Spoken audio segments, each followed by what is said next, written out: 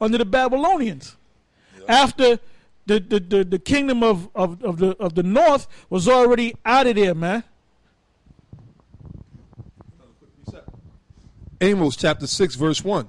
Woe to them that are at ease in Zion and trust in the mountain of Samaria, which are named chief of the nations, to whom the house of Israel came, meaning the other tribes went into slavery.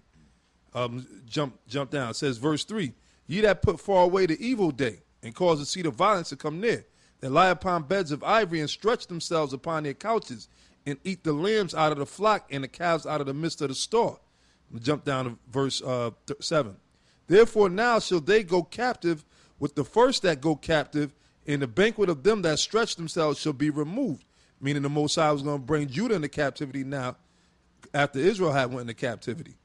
The Lord power hath sworn by himself, saith the Lord, the power of hosts, I abhor the excellency of Jacob and hate his palaces. Therefore will I deliver up the city with all that is therein. And it shall come to pass, if there remain 10 men in one house, that they shall die. And a man's uncle shall take him up, and he that burneth him, to bring out the bones of the house, and shall say unto him that is by the sides of the house, is there yet any with thee? And he shall say, no. Then shall he say, hold thy tongue, for we may not make mention of the name of the Lord. For behold, the Lord commandeth, and he will smite the great house with the breaches, and the little house with the cleft. So that's the Most High jacking up Judah. And give me this, brother, in the Apocrypha. 2 Maccabees, the 4th chapter, the 9th verse on down to the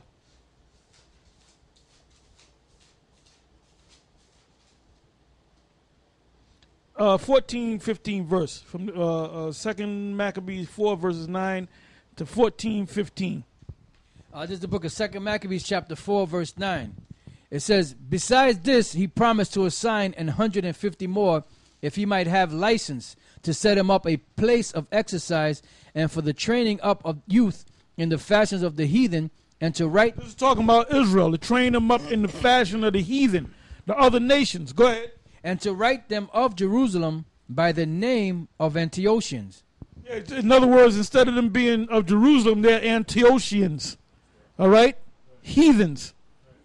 So Cornelius, there's no record on Cornelius of where he came from.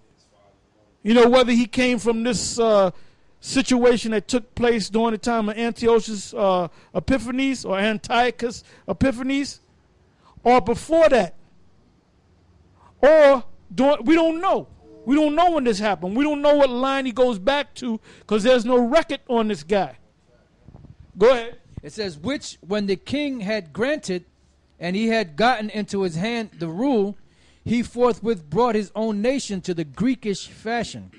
He forthwith brought his own nation, Israel, to the Greekish fashion. That's why when you go to, somebody get me Acts 16 and start from the top. Somebody, come on, let's move it now. We ain't got all day.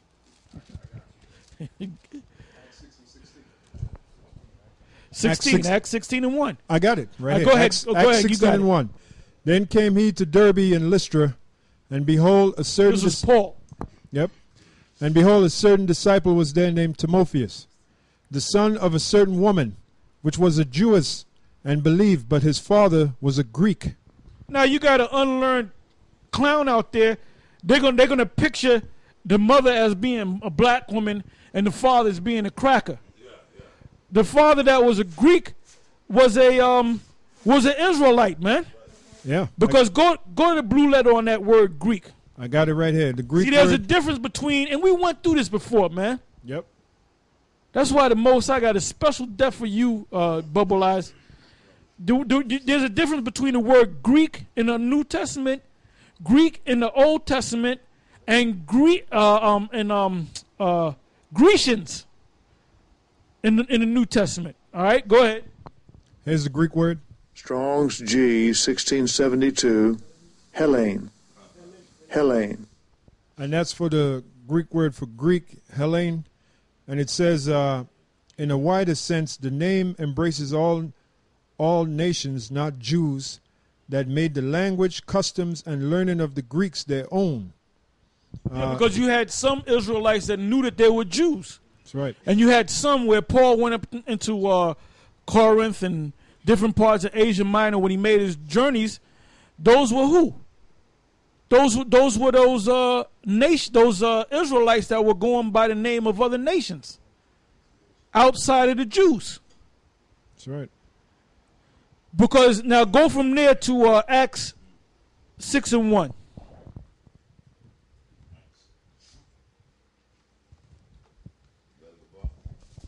Yep. Acts 6:1. It says, "And in those days, when the number of the disciples was multiplied, there arose a murmuring of the Grecians against the Hebrews, because their widows were neglected in the daily ministration." Hold up. What were the Grecians doing with the Israelites, with the disciples, the apostles? Wasn't that before Cornelius? Huh? Wasn't that before Cornelius? Sir. So who are those Grecians? All right. Click on the word Grecian. Here's the Greek word. Yes, Strong's Hellenistas. G 1675.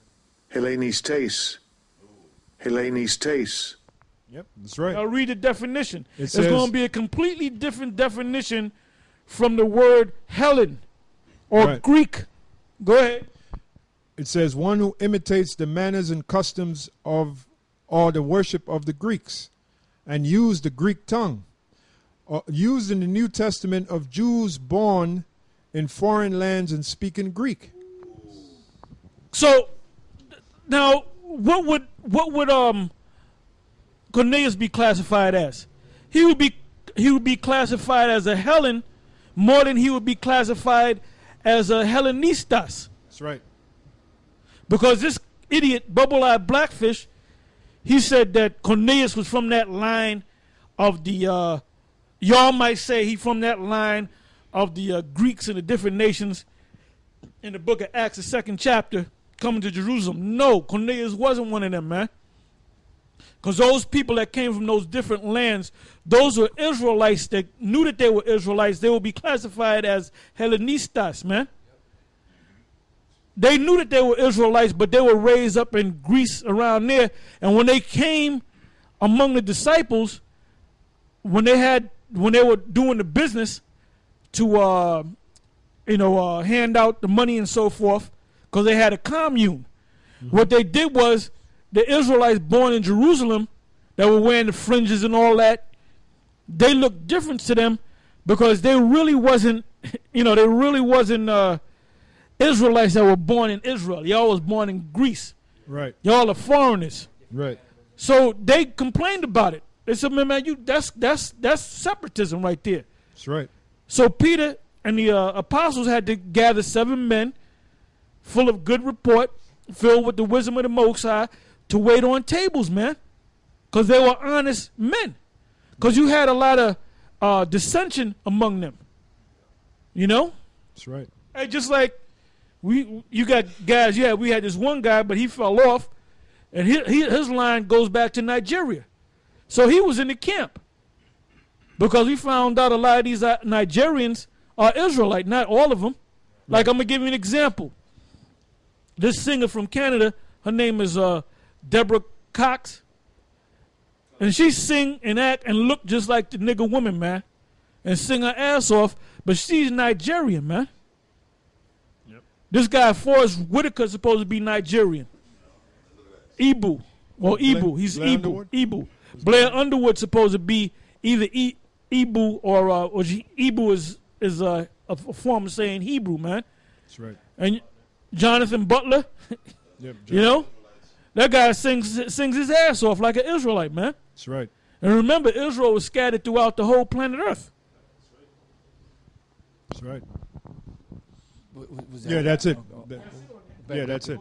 Okay, this is the book of 2nd Maccabees chapter 4, verse 11. And the royal privileges granted of special favor to the Jews by the means of John, the father of Eupolemus, who went ambassador to Rome for amity and aid. He took away, and putting down the government which were according to the law, he brought up new customs against the law. For he built gladly a place of exercise under the tower itself, and brought the chief young men under his subjection, and made them wear a hat. Now such was the height of Greek fashions, an increase of heathenish manners, through the exceeding profaneness of Jason. Oh, that's why.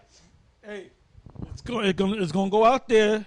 If the shoe width fits, take them off and buy a new pair.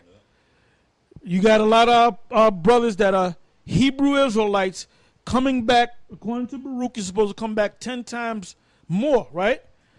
You got the Caesar haircuts and the 5 o'clock shadows, man. And the bald heads.